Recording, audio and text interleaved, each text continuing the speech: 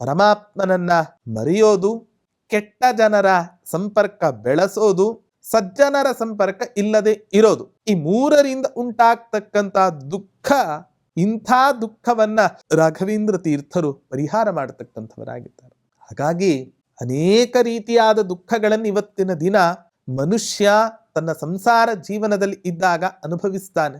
ಅದಕ್ಕೋಸ್ಕರವೇ ಟೀಕಾಕೃತ್ಪಾದರು ತಮ್ಮ ಅನೇಕ ಗ್ರಂಥಗಳಲ್ಲಿ ಹೇಳಬೇಕಾದ್ರೆ ಅನೇಕ ಈ ಸಾಂಸಾರಿಕ ದುಃಖಗಳನ್ನ ಕಂಡು ಈ ಸಂಸಾರದಲ್ಲಿ ವಿರಕ್ತಿಯನ್ನ ಯಾವ ವ್ಯಕ್ತಿ ಹುಟ್ಟಿಸಿಕೊಂಡಿದ್ದಾನೋ, ಬರೀ ವೈರಾಗ್ಯ ಹುಟ್ಟಿದ್ರ ಉಪಯೋಗ ಇಲ್ಲ, ಪರಮಾತ್ಮನಲ್ಲಿ ಅಚಲವಾದ ಮನಸ್ಸು, ಅಷ್ಟೇ ಇಂದ್ರಿಯ ನಿಗ್ರಹವನ್ನು ಯಾರು ಸಂಪಾದನೆ ಮಾಡಿರ್ತಾನೋ ಆ ವ್ಯಕ್ತಿ ಇವತ್ತಿನ ದಿನ ದೇವರ ಅನುಗ್ರಹಕ್ಕೆ ಪಾತ್ರನಾಗಿ ಮೋಕ್ಷ ಲೋಕವನ್ನು ಪಡೆದುಕೊಳ್ಳಲಿಕ್ಕೆ ಸಾಧ್ಯ ಅಂತ ಹೇಳ್ತಾರೆ.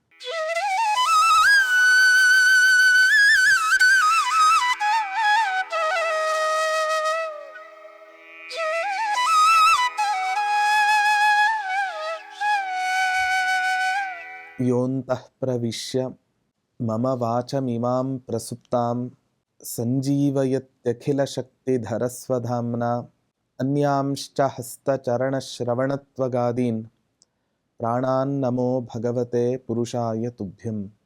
ತಪಸ್ವಾಧ್ಯಾಯ ಶುಶ್ರೂಷಾ ಕೃಷ್ಣ ಪೂಜಾರತಂ ಮುನಿಂ ವಿಶ್ವೇಶಮಿಷ್ಟದಂ ವಂದೇ ಪರಿವ್ರಾಟ್ ಚಕ್ರವರ್ತಿನಂ. ಶ್ರೀ ಗುರುಭ್ಯೋ ನಮಃ. ಹರಿ ಓಂ. ರಾಯರ ಸಹಸ್ರನಾಮ ಚಿಂತನೆಯಲ್ಲಿ ಅನೇಕ ನಾಮಗಳಲ್ಲಿ ರಾಯರ ಮಹತ್ವಪೂರ್ಣವಾದ ವ್ಯಕ್ತಿತ್ವದ ಚಿತ್ರಣವನ್ನು ನಮಗೆ ಕೃಷ್ಣಾವಧೂತರು ಮಾಡಿ ತೋರಿಸಿದ್ದಾರೆ. ಇವತ್ತಿನ ದಿನ ರಾಯರ ಇನ್ನೊಂದು ಗುಣದ ಚಿಂತನೆಯನ್ನು ನಾವು ಮಾಡೋದು ಅಂತಾದರೆ ಓಂ ತಪ್ತತಾಪಹರ್ತ್ರೇ ನಮಃ. ಇವತ್ತಿನ ದಿನ ಸಂಸಾರದಲ್ಲಿ ನಾವು ಇದ್ದೇವೆ, ನೀವು ಇದ್ದೀರಾ. ಸಂಸಾರದಲ್ಲಿ ಇರ್ತಕ್ಕಂತಹ ನಾವು ಅನೇಕ ದುಃಖಗಳಿಂದ ಇವತ್ತಿನ ದಿನ ಬಳಲಿ ನಾವು ಬೆಂಡಾಗಿದ್ದೇವೆ.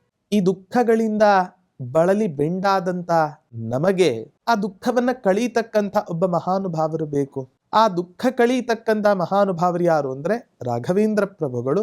ಇಂಥ ರಾಯರಿಗೆ ನಾನು ನಮಸ್ಕಾರವನ್ನು ಮಾಡ್ತೇನೆ ಅಂತ ಹೇಳಿ ಕೃಷ್ಣಾವಧೂತರು ಸ್ತೋತ್ರವನ್ನು ಮಾಡ್ತಾ ಇದ್ದಾರೆ. ಜಗತ್ತು ಯಾವ ಯಾವ ತಾಪಗಳಿಂದ ಇವತ್ತಿನ ದಿನ ಸಂತಪ್ತ ಆಗಿದೆ ಅಂತ ಆಚಾರ್ಯರು ನಮಗೆ ಕೃಷ್ಣಾಮೃತ ಮಹಾರಣವ ಗ್ರಂಥದಲ್ಲಿ ತಿಳಿಸಿಕೊಡ್ತಾ ಒಂದು ಮಾತನ್ನು ಹೇಳ್ತಾರೆ. ತಾಪತ್ರಯೇಣ ಸಂತಪ್ತಂ ಯದೇತದಖಿಲಂ ಜಗತ್. ಇಡೀ ಸಮಗ್ರ ಪ್ರಪಂಚವೇ ಮೂರು ರೀತಿಯಾದ ತಾಪಗಳಿಂದ ಬಳಲಿ ಬೆಂಡಾಗಿ ಹೋಗಿದೆ. ಆಧ್ಯಾತ್ಮಿಕವಾದ ತಾಪ ಇರಬಹುದು, ಆಧಿಭೌತಿಕವಾದ ತಾಪ ಇರಬಹುದು. ಒಟ್ಟಾರೆ ರೀತಿಯಾದ ತಾಪಗಳಿಂದ ಇವತ್ತಿನ ದಿನ ಪ್ರಪಂಚದಲ್ಲಿ ಇರತಕ್ಕಂಥ ಪ್ರತಿಯೊಬ್ಬರೂ ಕೂಡ ಬಳಲಿ ಬೆಂಡಾಗ್ತಾ ಇದ್ದಾರೆ. ಇಂಥವರ ಸಂತಾಪ ಪರಿಹಾರಕರಾಗಿದ್ದಾರೆ ಯಾರು? ಈ ರಾಘವೇಂದ್ರ ಪ್ರಭುಗಳು. ಅಥವಾ ತಾಪತ್ರಯ ಅಂತ ಹೇಳಿದ್ರೆ ಇನ್ನೊಂದು ರೀತಿಯಾಗಿ ನಾವು ಅರ್ಥ ಚಿಂತನೆಯನ್ನ ಮಾಡೋದಾದ್ರೆ ಕಾಯಿಕವಾಗಿ, ವಾಚಿಕವಾಗಿ, ಮಾನಸಿಕವಾಗಿ ಈ ಮೂರು ಇಂದ್ರಿಯಗಳಿಂದಲೂ ಕೂಡ ಉಂಟಾದ ತಾಪ, ಒಟ್ಟು ಮೂರು ರೀತಿಯಾದ ತಾಪ. ದೈಹಿಕವಾಗಿ ಯಾರಿಗೂ ಹಿಂಸೆಯನ್ನು ಕೊಟ್ಟಿರ್ತೇವೆ, ಹಾಗಾಗಿ ನಮಗೂ ಕೂಡ ದೈಹಿಕವಾಗಿ ತಾಪ ಉಂಟಾಗತ್ತೆ. ವಾಚಿಕವಾಗಿ ಮಾತನಾಡಬೇಕಾದ್ರೆ ಯಾವತ್ತೂ ಕೂಡ ತೂ ಒಲೆ ಕೆಡಿಸ್ತು, ಮಾತು ಮನೆ ಕೆಡಿಸ್ತು ಅಂತ ಒಂದು ಪ್ರಸಿದ್ಧವಾದ ಒಂದು ಗಾದೆ ಮಾತು. ಹಾಗಾಗಿ ಯಾವತ್ತೂ ಕೂಡ ಇನ್ನೊಬ್ಬರ ಹತ್ತಿರ ನಾವು ಮಾತನ್ನ ಆಡಬೇಕು ಅಂತಾದ್ರೆ ಮಾತಿನಿಂದ ಆಗ್ತಕ್ಕಂಥ ಒಳಿತೇನಿದೆ, ಮಾತಿನಿಂದ ಆಗ್ತಕ್ಕಂಥ ಕೆಡುಕೇನಿದೆ, ಈ ಎರಡನ್ನೂ ಕೂಡ ಸರಿಯಾಗಿ ಆಲೋಚನೆಯನ್ನ ಮಾಡಿ ನಾವು ಮಾತನಾಡಬೇಕು. ಇಲ್ಲದೆ ಹೋದ್ರೆ ಮಾತಾಡೋ ಸಂದರ್ಭದಲ್ಲಿ ಉದ್ವಿಗ್ನತೆಗೆ ಒಳಗಾಗಿ ಇವತ್ತಿನ ದಿನ ಏನೋ ಮಾತನಾಡಿಬಿಡ್ತೇವೆ. ಅದರ ಮಾತಿನಿಂದ ಉಂಟಾಗ್ತಕ್ಕಂಥ ದುಃಖ ಏನಿದೆ ನೋಡಿ, ಆ ದುಃಖ ಅನೇಕ ದಿನಗಳ ಪರ್ಯಂತ ನಮ್ಮ ಮನಸ್ಸಿನಲ್ಲಿ ಕೊರಗ್ತಾ ಇರುತ್ತೆ. ಸೊ ಮಾನಸಿಕವಾಗಿರತಕ್ಕಂಥ ತಾಪ, ಯಾರ ಮನಸ್ಸಿನಲ್ಲಿ ಯಾವ ರೀತಿಯಾದ ದುಃಖ ಇದೆ ಅನ್ನೋದನ್ನ ಇವತ್ತಿನ ದಿನ ನಮಗೆ ನಿಮಗೆ ಕಂಡುಹಿಡಿಯಲಿಕ್ಕೆ ಸಾಧ್ಯ ಉಂಟಾ? ಪರಬುದ್ಧೇ ಅಪ್ರತ್ಯಕ್ಷತ್ವ. ಇನ್ನೊಬ್ಬರ ಮನಸ್ಸಿನಲ್ಲಿ ಏನಿದೆ ಅನ್ನೋದು ಇನ್ನೊಬ್ಬನಿಗೆ ಗೊತ್ತಾಗ್ಲಿಕ್ಕೆ ಸಾಧ್ಯವೇ ಇಲ್ಲ. ಇನ್ನೊಬ್ಬರ ಮನಸ್ಸನ್ನ ಓದ್ತಕ್ಕಂತಹ ಸಾಮರ್ಥ್ಯ ಇವತ್ತಿನ ದಿನ ಪರಮಾತ್ಮ ನಮಗೆ ಕೊಟ್ಟಿಲ್ಲ. ಹಾಗಾಗಿ ದೈಹಿಕವಾಗಿ ಉಂಟಾದ ತಾಪ, ವಾಚಿಕವಾಗಿ ಉಂಟಾದ ತಾಪ, ಮಾನಸಿಕವಾಗಿ ಉಂಟಾದ ತಾಪ, ಏನ್ ಒಟ್ಟು ಮೂರು ರೀತಿಯಾದಂತಹ ತಾಪಗಳು ಇದೆ. ಈ ಎಲ್ಲಾ ರೀತಿಯಾದ ತಾಪಗಳನ್ನು ಕೂಡ ಪರಿಹಾರ ಮಾಡತಕ್ಕಂಥವರು ರಾಘವೇಂದ್ರ ಪ್ರಭುಗಳು. ಅಥವಾ ಇನ್ನೊಂದು 3 ರೀತಿಯಾದ ತಾಪ ಅಂತ ಹೇಳಿದ್ರೆ ಪುತ್ರೇಷಣ, ವಿತ್ತೇಷಣ, ದಾರೇಷಣ. ಸನ್ಯಾಸಿಗಳು ಸನ್ಯಾಸಾಶ್ರಮವನ್ನು ತೆಗೆದುಕೊಳ್ಳತಕ್ಕಂತಹ ಸಂದರ್ಭದಲ್ಲಿ ಇದನ್ನೆಲ್ಲವನ್ನೂ ಕೂಡ ಪರಿತ್ಯಾಗ ಮಾಡ್ತಾರೆ ಅಂತ ನಾವು ಹೇಳ್ತೇವೆ. ಪುತ್ರೇಷಣ, ಮಕ್ಕಳನ್ನ ಇವತ್ತಿನ ದಿನ ನಾವು ಪಡಿತೇವೆ, ಆದ್ರೆ ಆ ಮಕ್ಕಳಿಂದ ಉಂಟಾಗ್ತಕ್ಕಂಥ ದುಃಖ ಒಂದೇ ಎರಡೇ. ಮಕ್ಕಳು ವಿವೇಕಾನಂದರಂತೆ ಅಥವಾ ರಾಘವೇಂದ್ರ ಪ್ರಭುಗಳಂತೆ, ಧ್ರುವ ಮಹಾರಾಜ, ಅಂಬರೀಷನಂಥ ಸತ್ಪುತ್ರರು ಇವತ್ತಿನ ದಿನ ನಮಗೆ ಹುಟ್ಟಿದರೆ ನಮಗೂ ಉಪಕಾರಿ ಆಗ್ತವೆ, ಸಮಾಜಕ್ಕೂ ಕೂಡ ಉಪಕಾರಿ ಆಗ್ತವೆ. ದುರ್ಯೋಧನನಂತ, ದುಶ್ಯಾಸನಂತ, ಶಕುನಿಯಂತ ಬರೀ ಕೆಲಸವನ್ನು ಹಾಳು ಮಾಡ್ತಕ್ಕಂಥ ಮಕ್ಕಳು ಇವತ್ತಿನ ದಿನ ನಮಗೆ ಹುಟ್ಟಿದ್ರು ಅಂತ ಹೇಳಿದ್ರೆ ಏನ್ ತಾನೇ ಪ್ರಯೋಜನ ಇವತ್ತಿನ ದಿನ ಲೋಕಕ್ಕಾಗ್ಲಿ ನಮಗಾಗ್ಲಿ ಸಿಗ್ಲಿಕ್ಕೆ ಸಾಧ್ಯ. ಹೀಗೆ ಪುತ್ರೇಷಣ, ವಿತ್ತೇಷಣ, ಮಕ್ಕಳಿಂದ ಆಗ್ತಕ್ಕಂಥ ದುಃಖ ಅನೇಕ ರೀತಿಯಾಗಿ, ಒಬ್ಬ ಮನುಷ್ಯನಲ್ಲಿ ಇವತ್ತಿನ ದಿನ ಸಂಪತ್ತಿತ್ತು ಅಂತ ಹೇಳಿದ್ರೆ ಆ ಸಂಪತ್ತಿನಿಂದ ಉಂಟಾಗ್ತಕ್ಕಂಥ ದುಃಖ ಅನೇಕ ರೀತಿಯಾಗಿ. ಒಂದೇ ಎರಡೇ, ಯಾವತ್ತು ನಮ್ಮ ಹತ್ರ ಸಂಪತ್ತಿರತ್ತೋ ಅಲ್ಲಿ ತನಕ ಬಂಧುಗಳಾಗ್ಲಿ ಮಕ್ಕಳಾಗ್ಲಿ ಎಲ್ಲರೂ ಕೂಡ ಇವತ್ತಿನ ದಿನ ನಮ್ಮ ಹತ್ರ ಇರ್ತಾರೆ. ಯಾವಾಗ ನಮ್ಮ ಹತ್ರ ಸಂಪತ್ತೇ ಇರೋದಿಲ್ವೋ ಆ ಸಂದರ್ಭದಲ್ಲಿ ಹೇಗ್ ತಾನೇ ನಮ್ಮ ಹತ್ರ ಎಲ್ಲರೂ ಕೂಡ ಇರ್ಲಿಕ್ಕೆ ಸಾಧ್ಯ. ಹಾಗಾಗಿ ಮಕ್ಕಳಿಂದ ಉಂಟಾಗ್ತಕ್ಕಂಥ ದುಃಖ ಹಲವು. ದಾರೇಷಣ, ಹೆಂಡತಿ ಗಂಡನ ಎಲ್ಲ ಧಾರ್ಮಿಕ ಕಾರ್ಯಗಳಲ್ಲಿಯೂ ಕೂಡ ಅನುಕೂಲಳಾಗಿದ್ರೆ ಆಗ ಆ ಸಂಸಾರ ಅನ್ಯೋನ್ಯವಾಗಿ ನಡೆದುಕೊಂಡು ಹೋಗಿ ಒಂದು ಉತ್ತಮವಾದ ಒಂದು ವ್ಯವಸ್ಥೆಯನ್ನು ರೂಪಿಸಿಕೊಡ್ಲಿಕ್ಕೆ ಸಾಧ್ಯ ಆಗತ್ತೆ. ಮಕ್ಕಳಿಗೆ ಗಂಡ ಒಂದು ದಿಕ್ಕು, ಹೆಂಡತಿ ಒಂದು ದಿಕ್ಕು ಅಂತ ಆದರೆ ಹೇಗ್ ತಾನೆ ಆ ಸಂಸಾರ ಅನ್ಯೋನ್ಯವಾಗಿ ನಡೀಲಿಕ್ಕೆ ಸಾಧ್ಯ ಉಂಟು. ಹಾಗಾಗಿ ಪುತ್ರೇಷಣ, ವಿತ್ತೇಷಣ, ದಾರೇಷಣ, ಮಕ್ಕಳಿಂದ, ಹೆಂಡತಿಯಿಂದ, ಹಣದಿಂದ ಉಂಟಾಗ್ತಕ್ಕಂಥ 3 ರೀತಿಯಾದ ದುಃಖಗಳು. ಇಂಥ ದುಃಖಗಳನ್ನು ಕೂಡ ಈ ರಾಘವೇಂದ್ರ ತೀರ್ಥರು ಪರಿಹಾರ ಮಾಡ್ತಾರೆ. ಅಥವಾ ಗರ್ಭವಾಸ, ಜನ್ಮ, ಮರಣ, ಇದು 3 ರೀತಿಯಾಗಿರ್ತಕ್ಕಂತಹ ದುಃಖ. ಇದು 3 ರೀತಿಯಾದ ತಾಪತ್ರಯಗಳು. ಗರ್ಭವಾಸ ಸಾಮಾನ್ಯ ಅಂತ ಅನ್ಕೊಂಡಿದ್ದೇವೆ ನಾವು.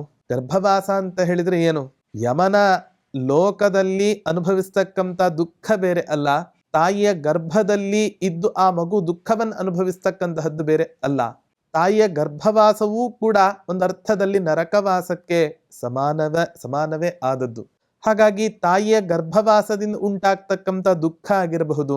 ಹೋಗ್ಲಿ, ಗರ್ಭವಾಸದಲ್ಲಿ ನಾವು ದುಃಖವನ್ನು ಅನುಭವಿಸಿದ್ದೇವೆ, ಹುಟ್ಟಿದ ತಕ್ಷಣ ನಮಗೇನಾದ್ರೂ ಪೂರ್ಣ ಸುಖ ಸಿಗತ್ತಾ ಅಂದ್ರೆ ಅಲ್ಲೂ ಇಲ್ಲ.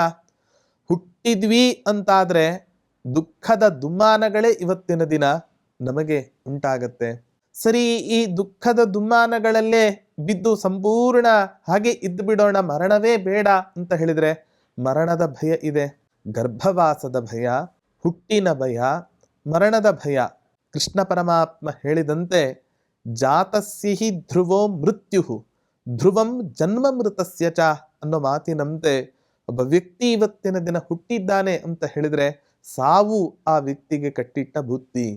ಹಾಗಾಗಿ ಗರ್ಭವಾಸ, ಹುಟ್ಟು, ಮರಣ, ಈ 3 ರೀತಿಯಾಗಿರ್ತಕ್ಕಂಥ ದುಃಖಗಳಿಂದ ಇವತ್ತಿನ ದಿನ ಜಗತ್ತಿನಲ್ಲಿರ್ತಕ್ಕಂಥ ಜನರು ಬಳಲಿ ಬೆಂಡಾಗಿದ್ದಾರೆ. ಅಥವಾ ಕಾಮ, ಕ್ರೋಧ, ಲೋಭ, ಕಾಮ, ದುಷ್ಟ ಕಾಮನೆಗಳು, ವಿಪರೀತವಾಗಿರ್ತಕ್ಕಂತಹ ಸಿಟ್ಟು, ಲೋಭ, ದುರಾಸೆಯನ್ನು ಪಡತಕ್ಕಂತಹದ್ದು.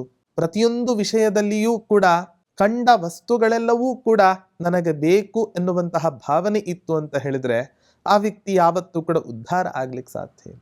ಒಬ್ಬ ವ್ಯಕ್ತಿ ಪ್ರತಿಯೊಂದು ವಿಷಯದಲ್ಲಿಯೂ ಕೂಡ ಸಿಟ್ಟನ್ನ ಮಾಡ್ಕೋತಾನೆ ಅಂತ ಹೇಳ್ಬಿಟ್ರೆ ಆ ವ್ಯಕ್ತಿಯೂ ಕೂಡ ಇವತ್ತಿನ ದಿನ ಉನ್ನತಿಯನ್ನು ಹೊಂದಲಿಕ್ಕೆ ಸಾಧ್ಯ ಇಲ್ಲ. ಒಂದು ಕ್ಷಣದ ಸಿಟ್ಟು ಒಂದು ದಿನದ ಇಡೀ ಆನಂದವನ್ನ ಹಾಳು ಮಾಡಿ ಹಾಕ್ಬಿಡತ್ತೆ.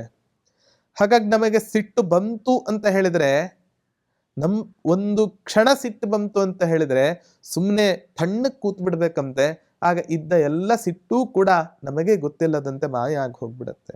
ಹಾಗಾಗಿ ಕಾಮ, ಕ್ರೋಧ, ಲೋಭ, ಈ 3 ರೀತಿಯಾದ ತಾಪತ್ರಯಗಳಿಂದ ಇವತ್ತಿನ ದಿನ ಜಗತ್ತು ಬಳಲಿ ಬೆಂಡಾಗಿದೆ. ಅಥವಾ ಬಾಲ್ಯ, ಯೌವನ, ವಾರ್ಧಕ್ಯ, ಬಾಲ್ಯಾವಸ್ಥೆಯಲ್ಲಿ ಪಡ್ತಕ್ಕಂಥ ದುಃಖಗಳು ಹಲವು. ಬಾಲ್ಯಾವಸ್ಥೆಯಲ್ಲಿ ಇದ್ದಾಗ ಮಗು ಅಳ್ತಾ ಇರತ್ತೆ. ಮಗು ಯಾವುದಕ್ಕೋಸ್ಕರ ಅಳ್ತಿದೆ ಅನ್ನೋದು ಗೊತ್ತೇ ಆಗಲ್ಲ ತಂದೆ ತಾಯಿಗಳಿಗೆ. ಹಸಿವಾದ್ರೆ ಮಕ್ಕಳು ಅಳ್ತಾರೆ, ನಿದ್ದೆ ಬಂದ್ರೆ ಮಕ್ಕಳು ಅಳ್ತಾರೆ ಅನ್ನೋ ಭಾವನೆಯಿಂದ ಏನು ಮಾಡ್ತಾರೆ? ಆ ಮಕ್ಕಳಿಗೆ ಅನಪೇಕ್ಷಿತವಾದ ಕೆಲಸಗಳನ್ನ ಮಾಡ್ತಾರೆ. ಅದು ಆ ಬಾಲ್ಯಾವಸ್ಥೆಯಲ್ಲಿ ಮಗುವಿಗೆ ದುಃಖವನ್ನು ತಂದು ಕೊಡುತ್ತೆ. ಯೌವನದಲ್ಲಿ ಉಂಟಾಗ್ತಕ್ಕಂಥ ದುಃಖ ಇನ್ನು ಹಲವು. ವೃದ್ಧಾಪ್ಯದಲ್ಲಂತೂ ಮಕ್ಕಳು ಸರಿ ಇದ್ರೆ ಆಗ ವೃದ್ಧಾಪ್ಯದಲ್ಲಿ ಉತ್ತಮವಾದ ಜೀವನವನ್ನು ನಡೆಸಲಿಕ್ಕೆ ಸಾಧ್ಯ ಆಗುತ್ತೆ. ಮಕ್ಕಳೇ ಸರಿ ಇಲ್ಲ ಅಂತಾದ್ರೆ ಹೇಗ್ ತಾನೇ ನಾವು ವೃದ್ಧಾಪ್ಯದಲ್ಲಿ ಉತ್ತಮ ಜೀವನವನ್ನು ಕಂಡುಕೊಳ್ಳಿಕ್ಕೆ ಸಾಧ್ಯ ಆಗುತ್ತೆ. ಹಾಗಾಗಿ ಬಾಲ್ಯ, ಯೌವನ, ವೃದ್ಧಾಪ್ಯ ಈ 3 ರೀತಿಯಾದ ತಾಪತ್ರಯಗಳಿಂದ ಜಗತ್ತು ಬಳಲಿ ಬೆಂಡಾಗಿದೆ. ಅಥವಾ ಇನ್ನೊಂದು 3 ರೀತಿಯಾದ ತಾಪತ್ರಯಗಳು ಅಂತ ಹೇಳಿದ್ರೆ, ಒಂದೋ ಭಗವಂತನ ವಿಸ್ಮರಣೆ, ದುಷ್ಟರ ಸಂಪರ್ಕ, ಸಜ್ಜನರ ಸಂಪರ್ಕ ಇಲ್ಲದೆ ಇರೋದು. ಈ 3 ಕೂಡ ನಮಗೆ ದುಃಖವನ್ನು ತಂದು ಕೊಡತಕ್ಕಂತಹದ್ದು. ವಿಪದ ಸಂತುನ ಶಶ್ವತ, ಕುಂತಿ ಮಹಾತಾಯಿ, ಪಾಂಡವರ ತಾಯಿಯಾಗಿರ್ತಕ್ಕಂತಹ ಕುಂತಿ ದೇವಿ ಭಗವಂತನ ಹತ್ತಿರ ಪ್ರಾರ್ಥನೆಯನ್ನು ಮಾಡಬೇಕಾದ್ರೆ ಏನು ಪ್ರಾರ್ಥನೆಯನ್ನು ಮಾಡ್ತಾಳೆ? ನಿನ್ನ ವಿಸ್ಮರಣೆಯೇ ನನ್ನ ಜೀವನದಲ್ಲಿ ನನಗೊಂದು ದೊಡ್ಡ ಆಪತ್ತು. ಹಾಗಾಗಿ ನಿನ್ನ ವಿಸ್ಮರಣೆ ಉಂಟಾಗ್ತಕ್ಕಂತಹ ಪ್ರವೃತ್ತಿ ನನ್ನ ಜೀವನದಲ್ಲಿ ಯಾವತ್ತೂ ಕೂಡ ಉಂಟಾಗಬಾರದು.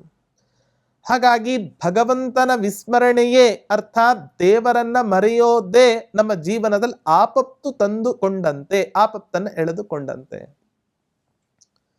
ಅಥವಾ ದುಷ್ಟ ಜನರ ಸಂಪರ್ಕದಲ್ಲಿ ನಾವು ಇರೋದು.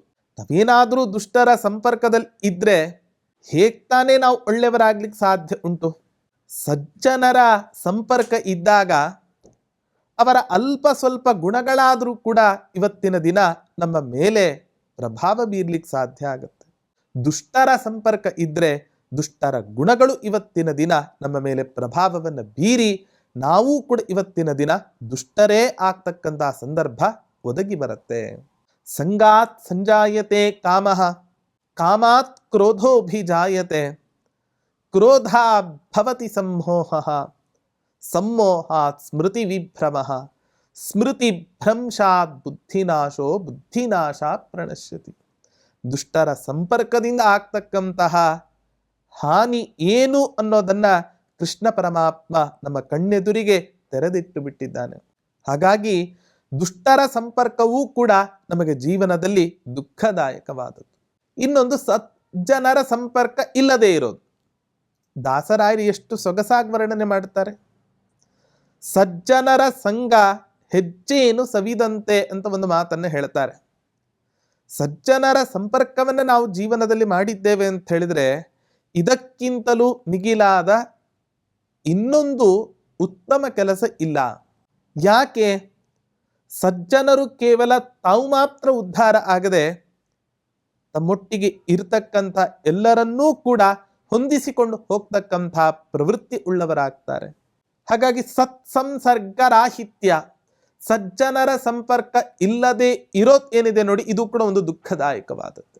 ಪರಮಾತ್ಮನನ್ನ ಮರೆಯೋದು, ಕೆಟ್ಟ ಜನರ ಸಂಪರ್ಕ ಬೆಳೆಸೋದು, ಸಜ್ಜನರ ಸಂಪರ್ಕ ಇಲ್ಲದೆ ಇರೋದು, ಈ 3ರಿಂದ ಉಂಟಾಗ್ತಕ್ಕಂಥ ದುಃಖ, ಇಂಥ ದುಃಖವನ್ನ ರಾಘವೇಂದ್ರ ತೀರ್ಥರು ಪರಿಹಾರ ಮಾಡತಕ್ಕಂಥವರಾಗಿದ್ದಾರೆ.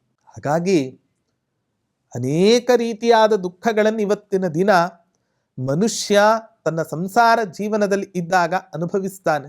ಅದಕ್ಕೋಸ್ಕರವೇ ಟೀಕಾಕೃತ್ಪಾದರು ತಮ್ಮ ಅನೇಕ ಗ್ರಂಥಗಳಲ್ಲಿ ಹೇಳಬೇಕಾದ್ರೆ ವಿವಿಧ ಸಾಂಸಾರಿಕ ದುಃಖ ದರ್ಶನೇನ ವಿರಕ್ತಸ್ಯ ಶಮ ದಮಾದಿಮತಃ ಅನ್ನೋ ವಾಕ್ಯವನ್ನು ಪ್ರಯೋಗ ಮಾಡ್ತಾರೆ.